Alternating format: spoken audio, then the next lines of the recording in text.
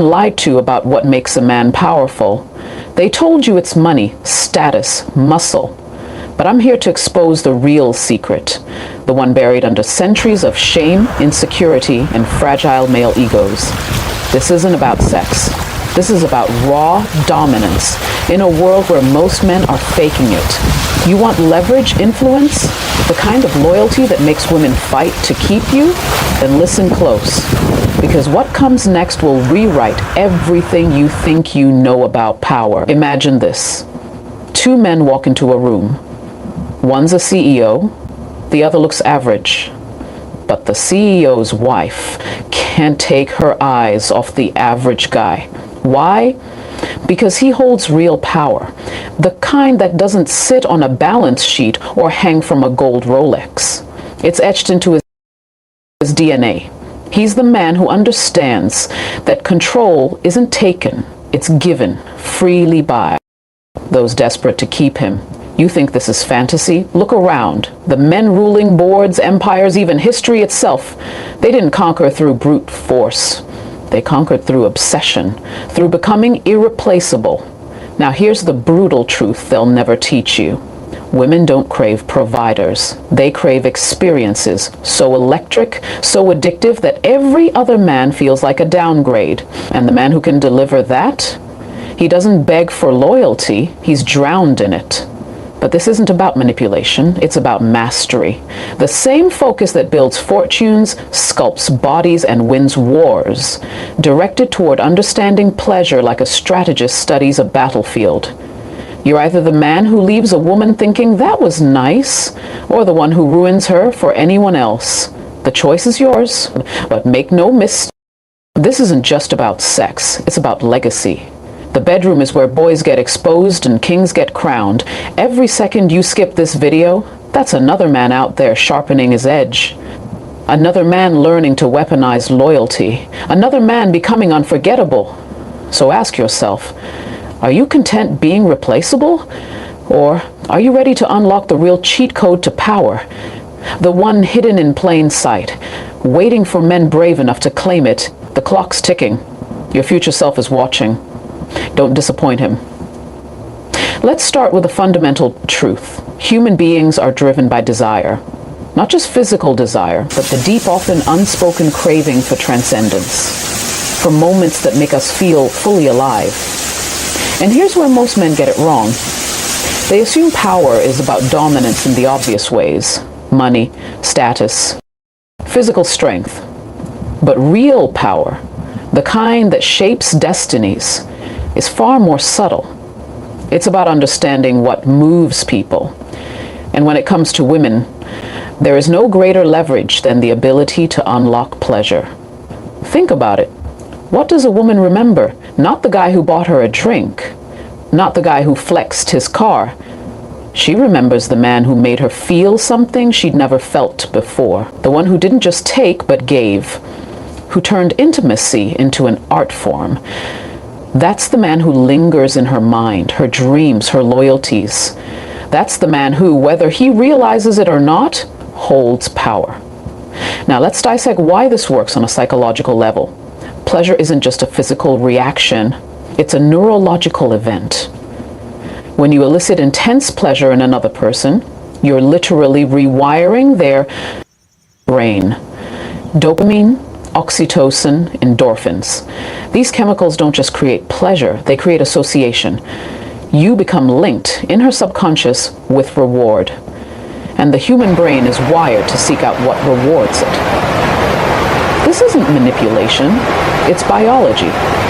It's the same mechanism that makes us crave good food, thrilling experiences, or even addictive substances.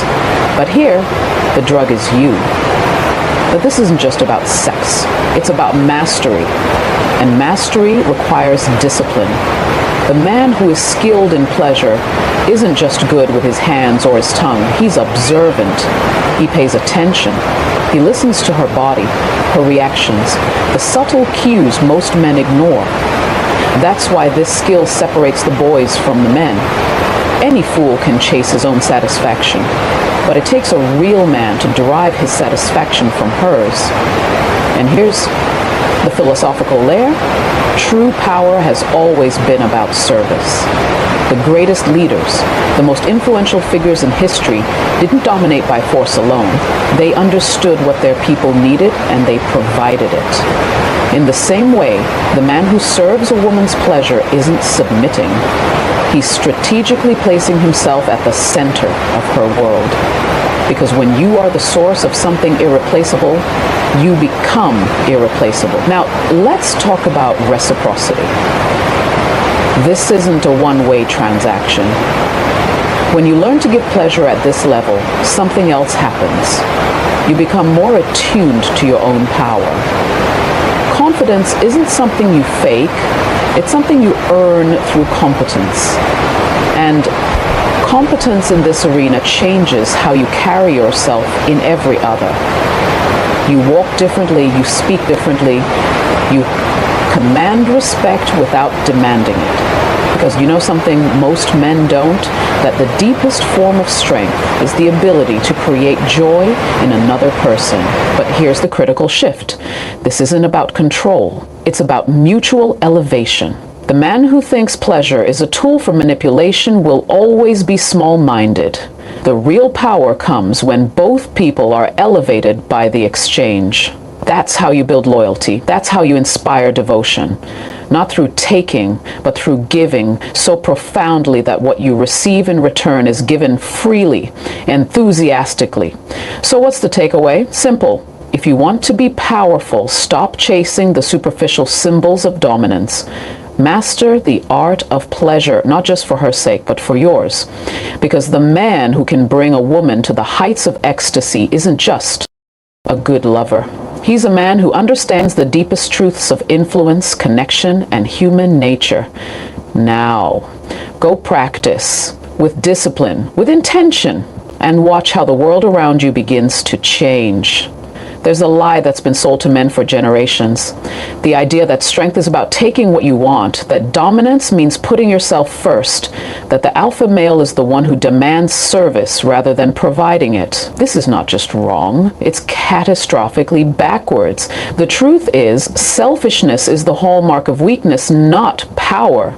The boy takes, the man gives. And this isn't some moralistic platitude, it's a fundamental law of human psychology, relationships, and yes, even dominance. Let's break this down. When you approach intimacy or life with a mindset of extraction, of what can I get, rather than what can I offer, you reveal your own insecurity. The man who is desperate to prove his worth is the one who rushes, who prioritizes his own pleasure, who sees a woman's body as a conquest rather than a collaboration.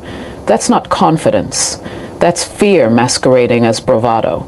The truly powerful man doesn't need to prove anything because he knows his value isn't contingent on taking. His value is demonstrated in his ability to elevate. Now consider the psychology of reciprocity. Human beings are wired to respond to generosity, not just with gratitude, but with loyalty.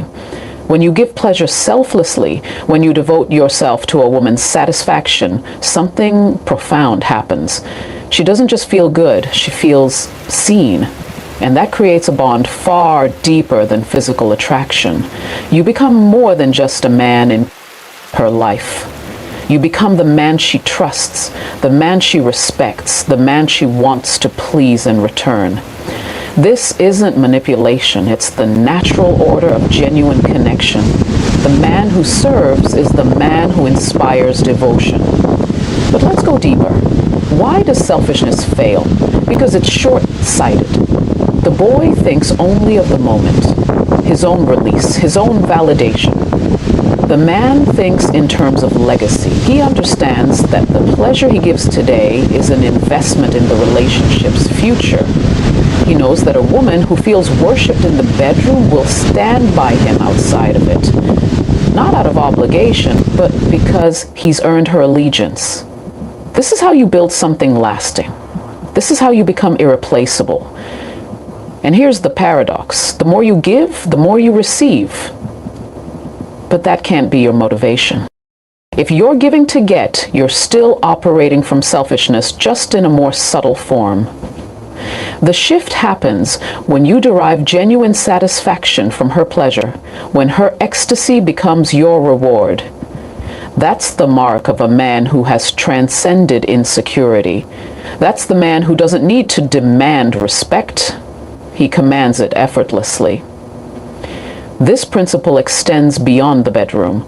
The men who rise to the top in any field, business, leadership, art, are the ones who focus on adding value, not extracting it. They're the ones who ask, how can I solve this problem, rather than, what's in it for me?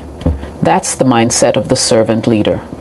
The man who understands that true authority comes from being indispensable, not domineering. So how do you apply this? Start by reframing your approach. Intimacy isn't a transaction, it's a collaboration. Your goal shouldn't be to take, but to create an experience so profound that both of you are elevated by it. Pay attention. Learn her body, her responses, the things that make her gasp. And do it not because you expect something in return, but because mastery is its own reward. Here's the hard truth. Selfishness is easy. Any immature man can be but discipline. The discipline to prioritize her pleasure, to delay your own gratification, to see the bigger picture. That's what separates the men from the boys. And when you embrace that discipline, you'll find that the rewards far surpass the fleeting satisfaction of putting yourself first.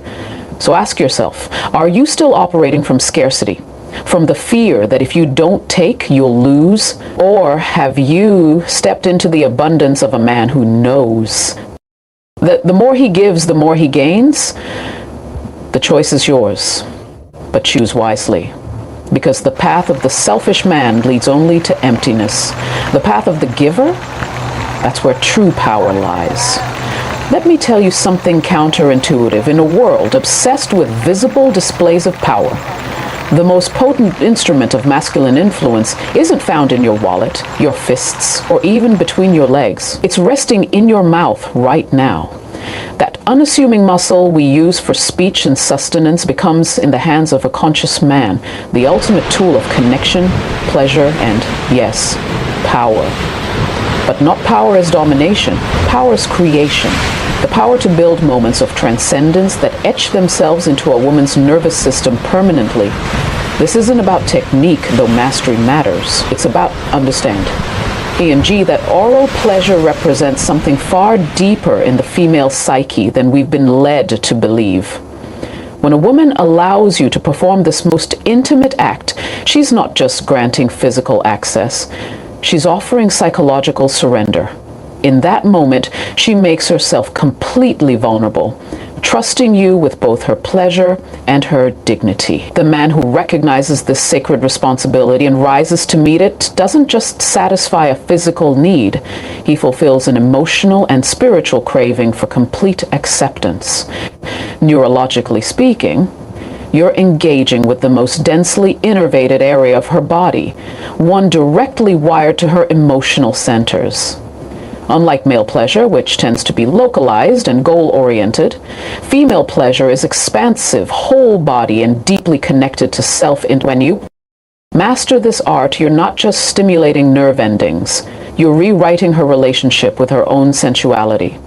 A woman who has experienced truly skillful oral connection walks differently through the world, shoulders back, head high, radiating a quiet confidence that satisfy a physical need, he fulfills an emotional and spiritual craving for complete acceptance. Neurologically speaking, you're engaging with the most densely innervated area of her body, one directly wired to her emotional centers. Unlike male pleasure, which tends to be localized and goal-oriented, female pleasure is expansive, whole body, and deeply connected to self. And when you master this art, you're not just stimulating nerve endings, you're rewriting her relationship with her own sensuality. A woman who has experienced truly skillful oral connection walks differently through the world, shoulders back, head high, radiating a quiet confidence that comes from knowing she's been thoroughly known and desired. But here's where most men fail catastrophically. They approach this act with either clinical detachment or performative aggression, both of which miss the point entirely. The magic happens in the marriage of reverence and hunger, of worship and conquest. You must be both pilgrim at a sacred site and explorer charting undiscovered territory. This dichotomy, the ability to hold opposing energies in tension, is the hallmark of mature masculinity in all areas of life. The psychological effects on you as the giver are equally transformative. To excel in this arena requires qualities that bleed into every other aspect of your being. Patience, attention to detail, emotional attunement, the ability to read subtle cues and adjust in real time. These are the same skills that make exceptional leaders, artists, and innovators. The discipline to remain fully present when every instinct urges you toward your own gratification is training for mastering any complex endeavor. Consider this. In ancient traditions, from Tantra to the Greek mysteries, oral connection was never just about pleasure. It was a ritual act, a means of energy exchange, a way to access higher states of consciousness. While we've largely lost this sacred understanding in modern times, the underlying truth remains. When performed with full presence and intention, this act becomes a meditation, a prayer made flesh. The man who approaches it as such discovers it becomes not just something he does to a woman, but something that transforms them both. The modern dating landscape makes this skill more valuable than ever. In an era of disposable connections and performative sexuality, the man who can deliver this level of focused attention becomes unforgettable. Not because of any particular trick or technique, but because in those moments he gives the rarest of gifts in our distracted age: complete, undivided presence. In a world of men chasing their own satisfaction, being the one who derives genuine joy from hers makes you stand out like a lighthouse in a sea of mediocrity. But make no mistake, this isn't about becoming some servile pleaser.